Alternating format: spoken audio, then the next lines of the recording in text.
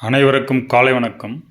இந்த காணொளியில் எவ்வாறு 19ஆம் நூற்றாண்டில் சமய சீர்திருத்தங்கள் வாயிலாக பல புதிய பிரம்ம சமாஜம், ஆதி பிரம்ம சமாஜம், ஆரிய சமாஜம் மற்றும் ராமகிருஷ்ண மடம் இதை போன்று பல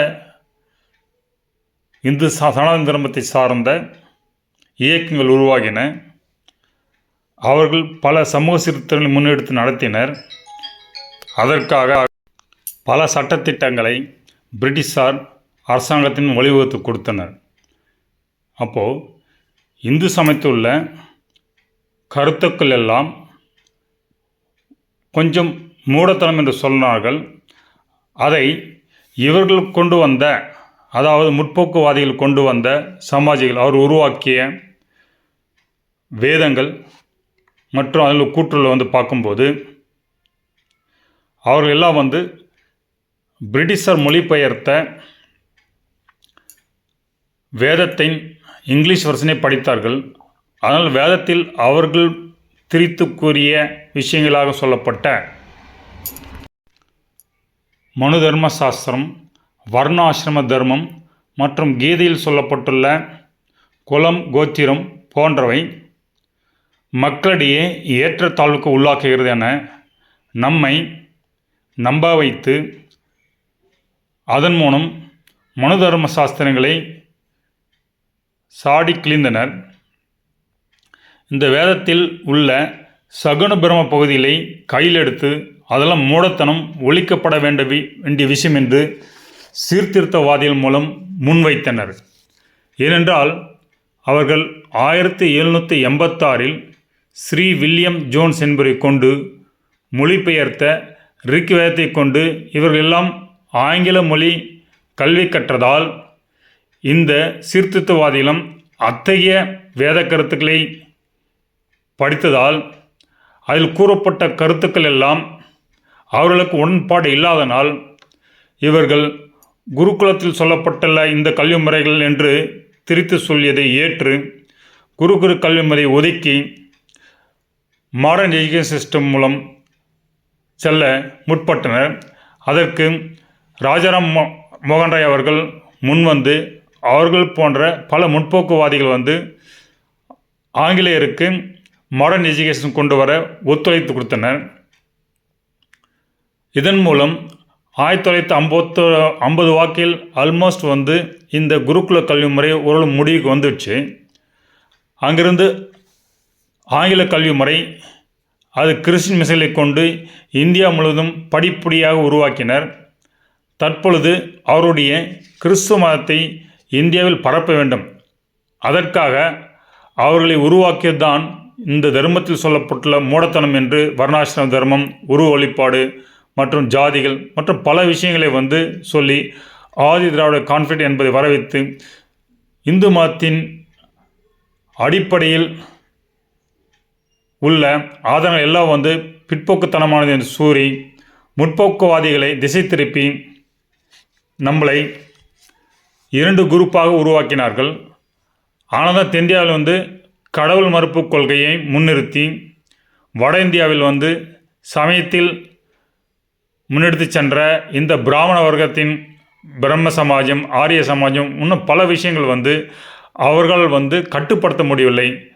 அதனால் இந்த நார்த் இந்தியாவில் கடவுள் கொள்கையும், சவுத் இந்தியாவில் கடவுள் மறுப்பு கொள்கையும் வைத்து அதன் மூலம் நமக்குள் ஒரு பெரிய பிரிவினைவாதத்தை ஆங்கிலேயர் உட்புகுத்தினர்.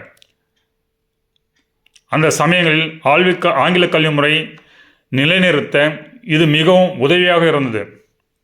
முதல்ல அங்கே முகமதிய கல்லூரி ஒன்று நிறுவுகிறாங்க பிரிட்டிஷ் காலத்தில்.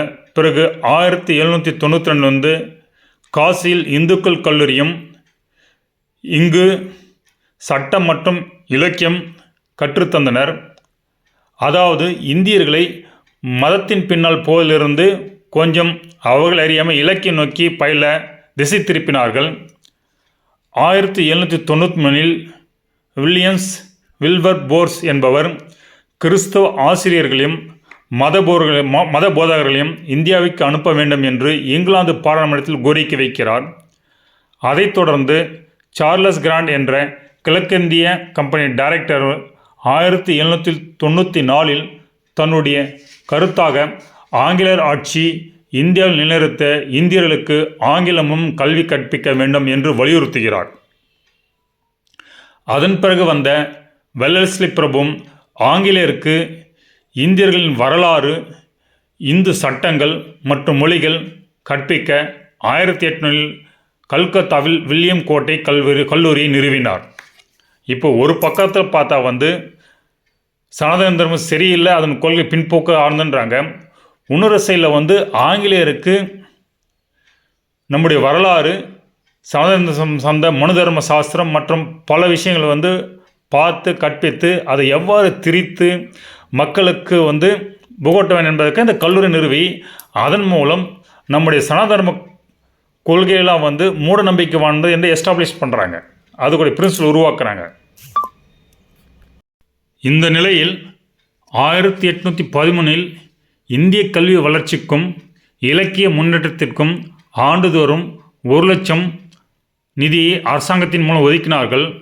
இந்த நிதியை சான்ஸ்கிரிட் கற்றுக் கொடுக்குற கல்வி மற்றும் ஆங்கில வழி கல்வி ரெண்டுக்கும் யூஸ் பண்ணுற மாதிரி முதல்ல பண்ணாங்க. ஆக்சுவலாக சான்ஸ்கிரிட் கற்றுக்கிற கல்விக்கு தான் அந்த நிதியை ஒதுக்குனாங்க.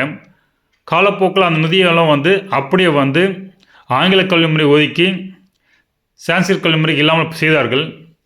இந்தியனின் கல்வி மற்றும் வளர்ச்சிக்கு மற்றும் இந்தியாவை நவீனப்படுத்த ஆங்கில கல்வி முறை முக்கியத்துவத்தை வாய்ந்தது. எனவே அதற்கு தான் இந்த பணம் செய்ய வேண்டும் என்று சீர்திருத்தவாதிகளை கொண்டு கன்வின்ஸ் செய்தனர். இதற்கு ஆதரவாக ராஜாராம் மோகன் ராய் அவரை சார்ந்த ஆதரவு தெரிவிக்க ஒத்த கருத்துடைய சீர்திருத்தவாதிகளை ராஜாராம் மோகன் ராய் இணைத்து மத போதகர்களும் மற்றவர்களும் கல்வி நிறுவனங்கள் அமைப்பதை ஏஸ்டிங் பிரபு காலத்தில் உற்சாகப்படுத்தினர். அதனை பயன்படுத்தி 1817 ராஜாராம் மோகன் ராய் இந்து கல்லூரி ஒன்றை நிறுவினார். அதில் ஆங்கிலமும் மேற்கத்திய விஞ்ஞானமும் கற்றுத்தரப்பட்டது. அதன் பிறகு வில்லியம் எலிபிஸ்டன் என்பவர் ஆங்கிலம், வரலாறு, விஞ்ஞானம், பூகோளம் போன்ற பாடப்பிரிவுகளை கொண்டு வந்தார்.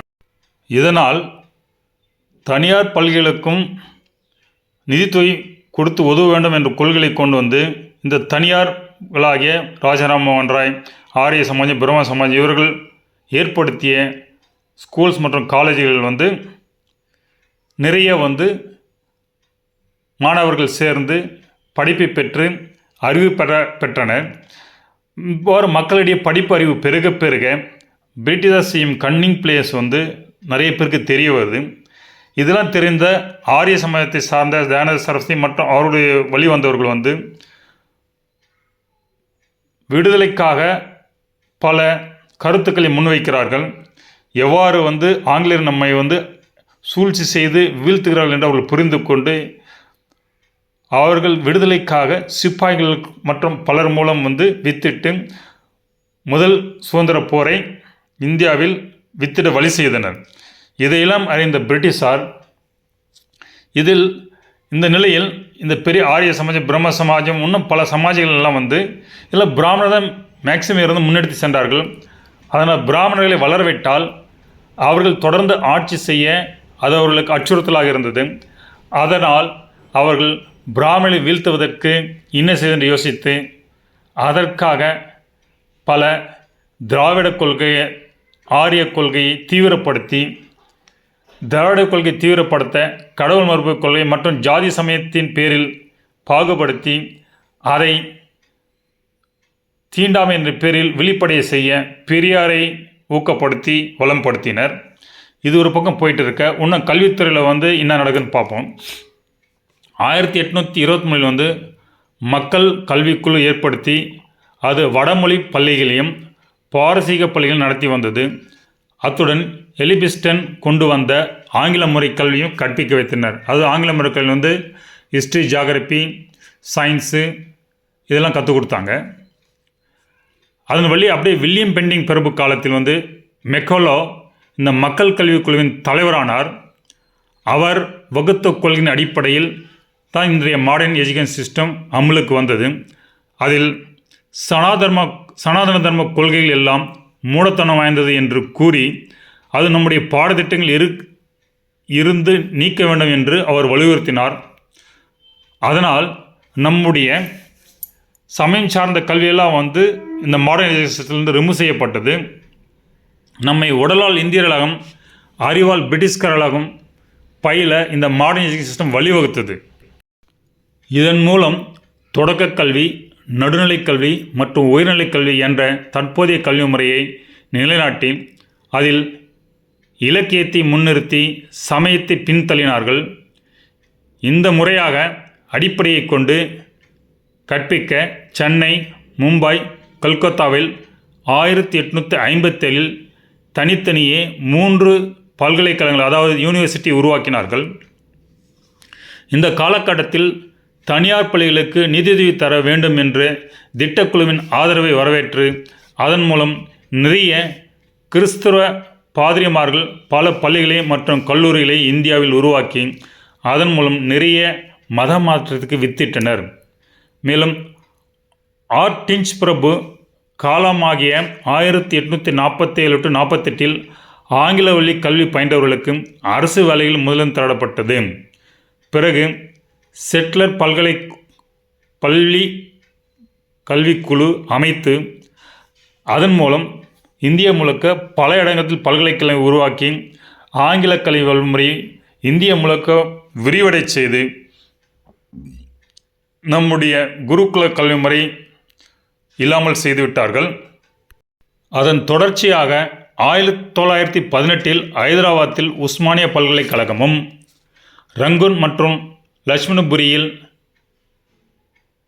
1920 பல்கலைக்கழகங்களையும், டாக்காவில் 1921 பல்கலைக்கழகங்களையும், டெல்லி யூனிவர்சிட்டியில் 1922 பல்கலைக்கழகத்தையும், 1923 நாகப்பூரிலும் பல்கலைக்கழகத்தை நிறுவினார்கள். மேலும் ஆக்ராவில் 1927 அதைத் தொடர்ந்து அண்ணாமலை யூனிவர்சிட்டியும் இந்தியா முழுவதும் தோற்றுவிக்கப்பட்டு இந்த பல்கலைக்கழகங்களை நிர்வகிக்க 1925 அதன் ஒழுங்குபடுத்தும் வாரியம் அமைத்தனர். அதனைத் தொடர்ந்து 1929 அராடக் கல்விக்குழு அமைக்கப்பட்டது. இந்த கல்விக்குழு எப்படி அதன் செயல்களை பிறகு மொழி வாரியமாக நம்மளை கொண்டு பிரித்து திருத்தி காணலாம். தற்பொழுது வரை அவர்கள் 1806 முதல் 1850 வரை நடந்த சிப்பாய் கழகத்தினால் மத உணர்ச்சியின் பேரில் தூண்டப்பட்டு மக்கள் ஒன்றிணைந்ததை முறியடிக்க வேதத்தில் சொல்லப்பட்ட விஷயங்கள் எல்லாம் மத்திய ஆசியில் வந்த ஆரியர்கள் உருவாக்கிய விஷயங்கள், வேதங்கள், அது இந்துக்களிடம் கிடையாது. எனவே அவர் ஆரியர்கள் என்றும் தெற்குள்ள திராவிடர்கள் என்றும் பிரிவினை செய்து அத்தகைய பிரிவினையை ஊக்கப்படுத்தினார்கள். ஆக்சுவலாக ஆரியன்ற ஒரு கான்செப்டே கிடையாது. இது அவர்கள் உருவாக்கிய தியரி தான். இதுக்கு ஆதாரங்கள் பல வழிகளில் நீங்கள் பார்க்கலாம். இன்றைக்கி இந்திய பாப்புலேஷனில் 50% ஆரியன் பேஸ்டு பாப்புலேஷன் இருக்குதுன்னு சொல்கிறாங்க. ஆனால் பிராமண தற்போதைய பாப்புலேஷன் 5% தான். கிமு 2000 ஆரியர்கள் படையெடுத்து வந்தாங்கன்னு சொன்னாங்க. அவர்கள் படையெடுத்து வந்ததுக்கான தடயங்கள் நம்மளுக்கு அகழ்வாராய்ச்சி எங்கேயும் கிடைக்கல. ஈவன் மொகஞ்சதாரோப்போலும் கிடைக்கல. அவருடைய சரித்திரத்தில் கூட கிட்டத்தட்ட 500 வருடங்கள் அலெக்சாண்டர் படையெடுப்புக்கு முன்னாடி 500 வருடங்கள் பார்த்தீங்கன்னா கேப் இருக்குது. ஆனால் அந்த சென்ட்ரலைசேஷன் வந்ததுக்கான படையெடுப்புகள் குறித்து எந்த ஆதாரமும் இல்லை. அப்போது இந்த மிகிரேஷன் நடந்தது படிப்படியாக காலங்காலமாக தொண்டு நடந்து கொண்டிருக்கிறது அப்படின்னு மட்டும் புலப்படுகிறது. அதனால் இந்த மத்திய ஆசியில் இருந்த குடிபெயர்ந்த மக்களுடைய இனம் பெருகி இருக்கும் என்று தெரிகிறது. ஆனால் இவர்கள் ஆங்கிலேயர் சொன்ன கூற்றுப்படி ஆரியர்கள் கிடையாது. அப்படி ஆரியர்கள் அந்த காலத்தில் 1% 2% கூட இன்றைக்கி இந்த பாப்புலேஷன் எவ்வளோ ஆயிருக்கணும், அதை வைத்து பார்க்கும்போது இல்லை என்று தெரிகிறது. அப்படி இருக்கையில் நான் ஏற்கனவே இந்த 60,000 வருடங்களுக்கு முன் ஏற்பட்ட இயற்கை சீற்றங்கள், குமரிக்கண்டம் மற்றும் தோபா போன்ற வல்குன பிரச்சனைகளால் தமிழர்கள் குடிபெயர்ந்து எகிப்து மற்றும் ஈரான், சுமேரியா மற்ற ஐரோப்பிய நாடுகளுக்கு செல்கிறார்கள். அவர்கள் தான் திரும்பி தன்னுடைய தாயகம் திரும்பி வருகிறார்கள். அவர்கள் தான் இவர்கள் இன்வேஷன் மிக்ரேஷன் என்ற பெயரில் ஆரியர்கள் என்று திரித்து அவர்கள் தான் இந்த சனாதன தர்மத்தை சான்ஸ்கிரிட் உருவாக்கினார் என்று சொல்கிறார்கள். அது தவறு. சனாதன தர்மம் தமிழர்களால் மிக தொன்மை காலத்தில் உருவாக்கப்பட்டது. அதற்கு சிவனுடைய பேர் ஸ்ரீலங்காவில் இன்றைக்கும் ஆதித்ய சிவன் அப்படின்னு சொல்கிறாங்க. சிவனுடைய பேர் அப்படியே பரம்பரை அந்த மன்னர்கள் பரம்பரையில் இருக்குது. சிவன் வாழ்ந்த இடமா கருதப்படுறது இன்றைக்கி ஸ்ரீலங்காவில் இருக்குதுன்னு சொல்கிறாங்க. அப்போது அத்தகைய சிறப்பு வாய்ந்த நம்மளை நம்ம சனாதன தர்மத்துக்கு நம்ம தான் உருவாக்கணும். அதை இல்லைன்னு சொல்கிறதுக்கு ஆரியன் ஒரு கான்செப்டை உருவாக்கி நம்ம காட்டுவாசின்னு சொல்லிட்டு நம்மளுக்கு ஒன்றும் தெரியாதுன்னு சொல்லிட்டு தமிழர்கள் ஆரிய திராவிட கான்ஃபிடென்ட் உருவாக்கி நம்முடைய பேதத்தை உருவாக்கின என்பது தெரிகிறது. இவர் சொல்கிற பாப்புலேஷன் பிரகாரம் 20% திராவிடன் பாப்புலேஷன் இன்றைக்கி. அப்போது இந்த மெஜாரிட்டி பாப்புலேஷன் எப்படி இந்தியாவில் உருவாகி இருக்க முடியும்? கொஞ்சம் யோசிங்க.